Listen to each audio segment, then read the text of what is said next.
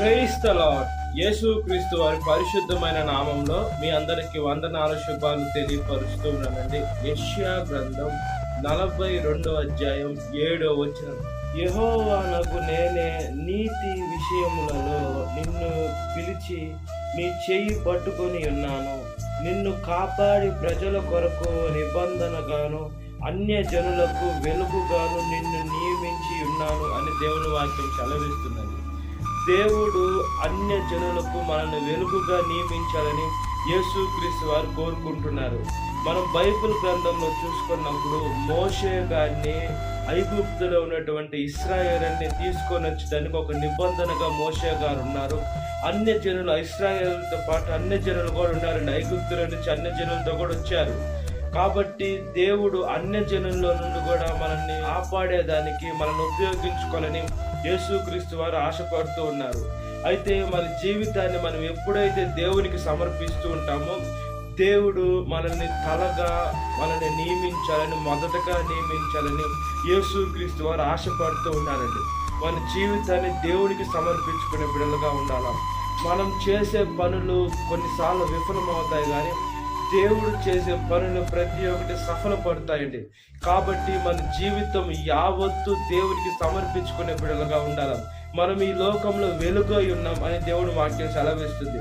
మనము వెలుగు సంబంధులం అండి. చీకటితో మనకి పని ఉండదు. చీకటి అంటే సాతాను, అంటే ఈ దేవునికి విరుద్ధం చీకటి, వెలుగుకు విరుద్ధం సాతాను. కాబట్టి మనం ఈ లోకంలో ఎంత పరిశుద్ధంగా ఉండాలా. ఈ లోకం అంత చీకటితో నిండిపోయిందండి.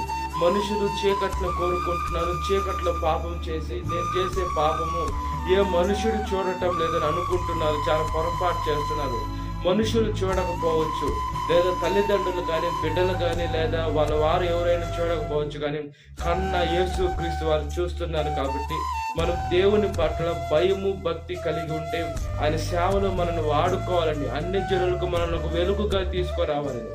అదేవిధంగా మన బిడ్డలకు కూడా మన వాక్యం చెప్పి వాళ్ళు కూడా పరిశుద్ధంగా జీవించేదానికి కూడా దేవుని మనల్ని ఉపయోగించుకుంటాడు ఆయన సేవలో. కాబట్టి మన జీవితాన్ని దేవుడికి సమర్పించుకున్నట్లుగా ప్రార్థన.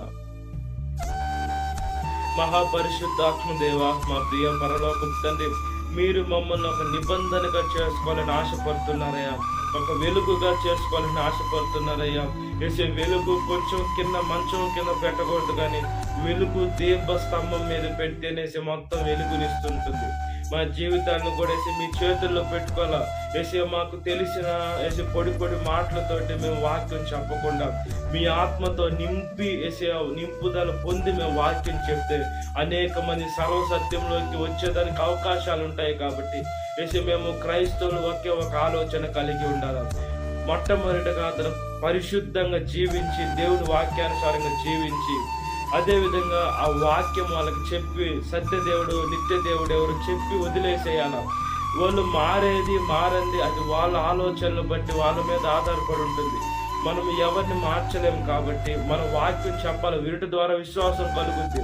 అతను మారితే అది అతని భాగ్యం. అతను మారకుంటే అతని కర్మను వదిలేసి క్రైస్తవులు వాళ్ళ మార్గంలో పోయే శక్తిని దయచేయండి. ఎప్పుడైతే వాళ్ళని మనం ఫోర్స్ చేస్తుంటామో పగలు పెంచుకొని ఈ లోకంలో చాలా అల్లరులు ఆ వెలుగును ఆర్పేటువంటి మనుషులుగా ఉన్నారు. కాబట్టి నిబంధనను కూడా తుడిచివేసేటువంటి మనుషులుగా ప్రాణాలు కూడా తీస్తున్నారు. కాబట్టి ఈ లోకంలో జాగ్రత్తగా బ్రతికే మంచి మనసును దయచేయమని, సాతాను శబ్దం ప్రతి ఒక్క బిడ్డ విడుదల దయచేసి ఈ వాక్య విషయం ప్రతి ఒక్క బిడ్డ పేరు జ్ఞాపకం చేసుకుని దినకాలపు దేవునితో నింపమని అసలు యేసుక్రీస్తు వారి పరిశుద్ధమైన నామములో మిక్కిలి వినయం తలచున్నాను నా పరలోక తండ్రి. Amen. Praise the lord. God bless you. Have a great day.